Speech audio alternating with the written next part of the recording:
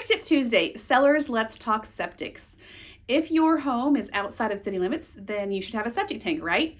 The problem comes into play when no one knows where that tank is located. So if you're thinking about selling, it would be really helpful to go ahead and find the location of that tank.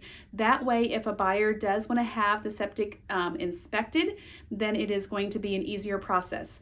And that's an easier process for both the buyer and also for you as the seller. So let me explain. When the buyer decides they want to have a septic inspection, that septic inspector has to come out and try to locate the system if it doesn't already have risers, or if the lid isn't exposed already or right there at the surface of the ground.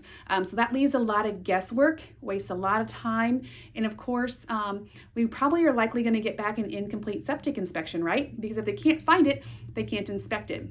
So that's going to have the buyer a little frustrated that they spent money for an incomplete or inconclusive report and findings. And then it also may leave the actual inspector, to have to guess at things if they can't find the tank.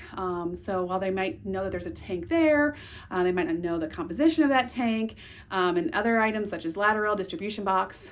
So for you as a seller, it's going to be easier to just go ahead and have it ready to go and make it easily accessible. That way, if the inspection does occur, then it's really clear and it's easy for everyone to find, and everyone gets a good report to go off of to make then decisions on whether or not they're inadequacies or if they're in need of some repairs. So I know that might seem kind of silly as a seller to want to go ahead and put yourself out there, but quite honestly, with the homes that are outside of city limits, most of the time buyers are curious about those, especially if there aren't any risers on them.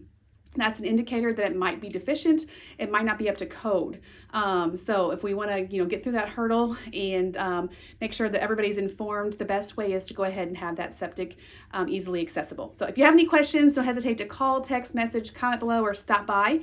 I am here to help and hope to hear from you soon.